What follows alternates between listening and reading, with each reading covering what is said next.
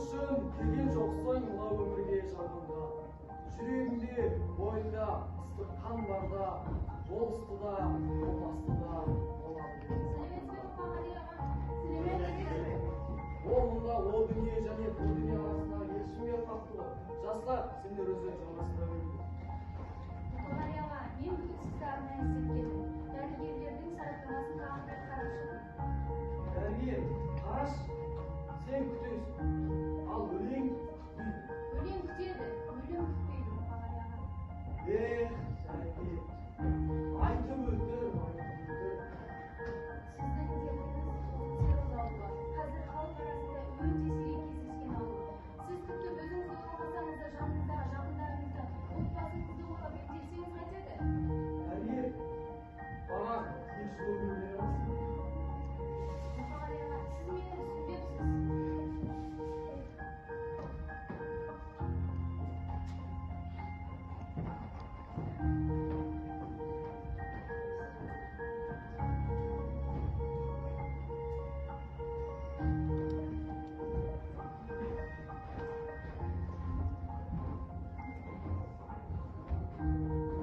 Қазақта қазақ сенге отқан адамдар бар. Ешбір одаққа байланбаған қандай бақытты адам еді. Абайым менің. Мен енді ғана өлең жазып бастап едім. Адамдардың көңілі, өмірі түңілмесін деп енді ғана өлең жазып бастап едім. Талап бастап жардым. Жарайды, иә. Мен енді жүрегімнен ештеңені ұламайтын боламын. Толық жазатын боламын.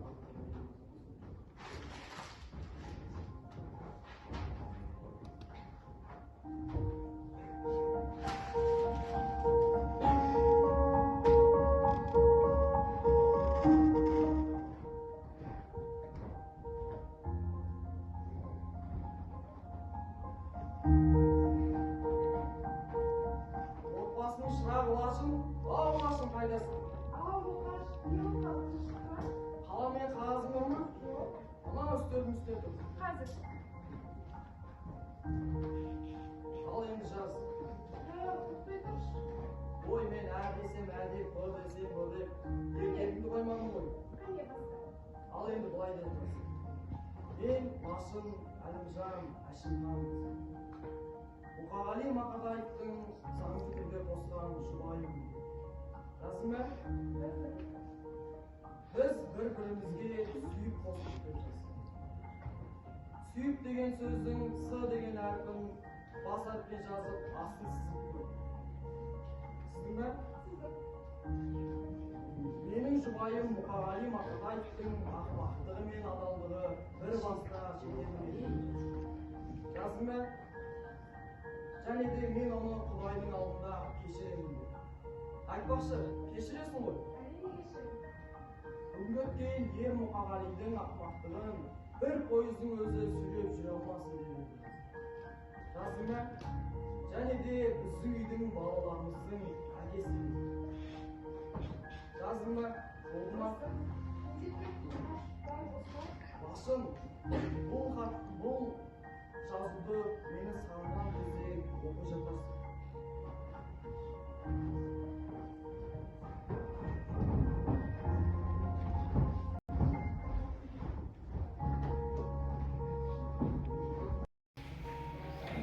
Айтпақшы, осы бір ай бойы төріп жаздым.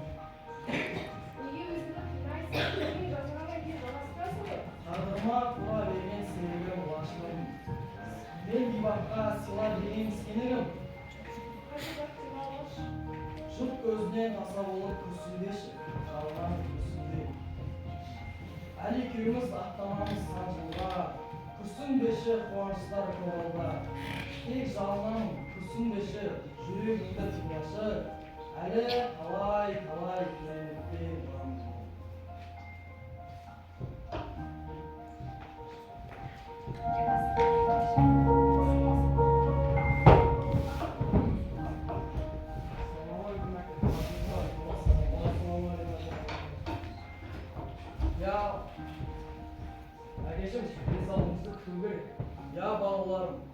soqdi kutib жүрміз.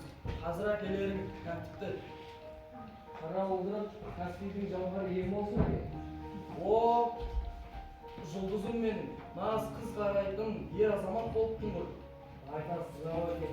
Міне, сізге шуақ алып келдім. Ой, рахмет алтындарым. Бір морфийдің күші ме, әлде сендердің күштері ме? Өзімде сәл-сәл болсын жақсы сезініп қалдым. Айтпақшы, қазір. Бә, жұлдызым ала ғой. Ішкі поэзия ала ғой. Айбарым, ауыстайын деді. Алмадай болған алма гүлім, келе ғой ала ғой. Ей алтындарым, ертеңгі күні Мұқағали әкелерің қазақ әдебиетінің әлемінде әйелін де құрбандыққа шалды. Иә, мен сендерге сәл-сәл нашарлау екен болдым, оны мойындаймын. Жұлдызым, айбатым, таудай азаматсыңдар. Осы қалыптарында жүрсеңдер, маған осы да жеткілікті. Жұлдызым, айбарым, алма гүлім, келіңдерші. Ей алтындарым ау.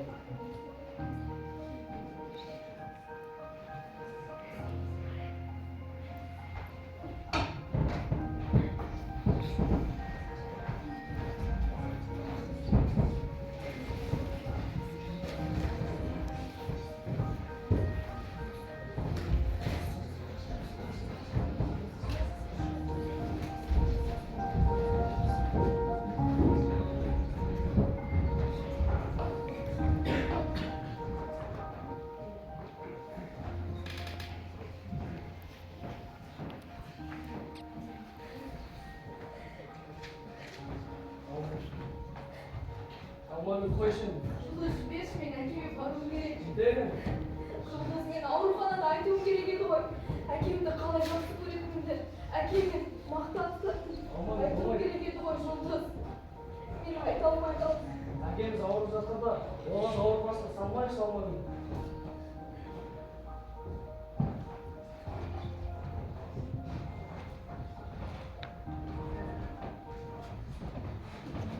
Ay ömür, өтесің ау бір күні, қиясың ау қуанышты күлкіні.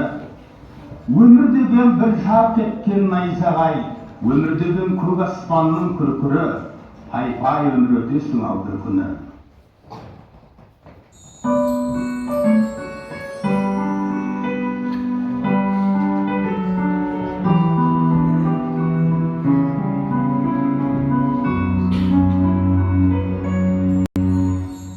Нұр жауып тұрған көктемде, өте барсаң өктемде, қоңыраулатқан аспанды, найзағай шаншып өткенде, есіңе мені алмайсың.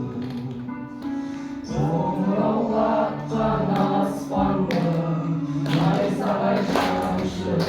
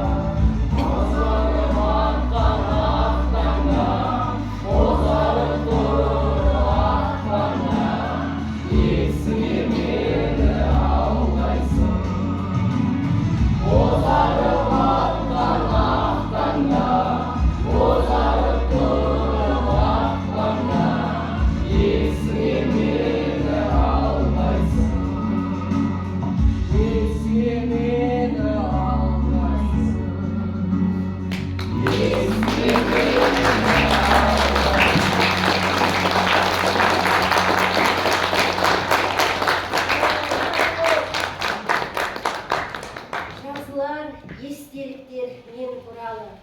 Біреулер жан еді дер өр тұлғалы, біреулер тұлпар еді дер де мүмкін, бүтінделмей кеткен бір ер тұрманы. Мұқағали аға, өткен күнде тоқтау жоқ. Мінекей, сіздің 70 жылдық тойыңызды да өткердік. Егер сіз тірі болсаңыз, сақал шашы ағарған көсегелі қарияны көрер едік. Осылай деп, көзіме елестетуге қанша тырысқанмен түк қисыны келмейді. Менің ойымдағы бейнеңіз баяғы қалыпта. Бусанып, буырқанып, шалқып да толқып, иыққа түскен қылаусыз қара шашыңызды артқа қарай бір сілкіп, ақылдарған аймаңдайыңызды жарқыратып, қыран жанарыңызбен дүние болмыстың құпиясын сүзіп, және ол тек сіздің ғана болмысыңызға жарасып, Алматының кең көшесінде кетіп бара жатқандайсыз. Рахмет саған, айналайын ақын. Құрметтеңдер 20 ғасырды деп едіңіз. Әрине құрметтейміз. Себебі сіз жыр перзентісіз.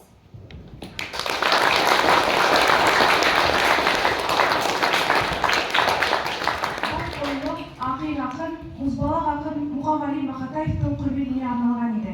Егер көзі тірі болса, бүгінде 95 жасқа келіп отыр.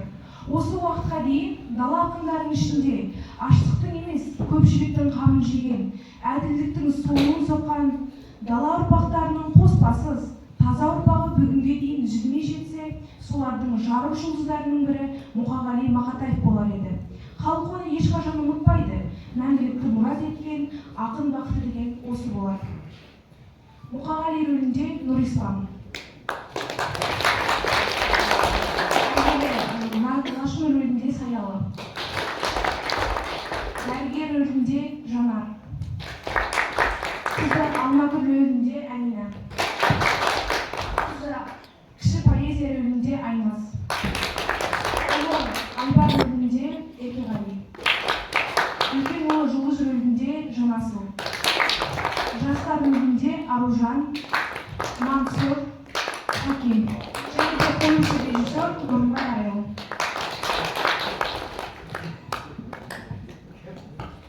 Сөз кезегі мектебіміздің директорының тәрбие ісі жөніндегі орынбасары Рая Жомартқызына береміз.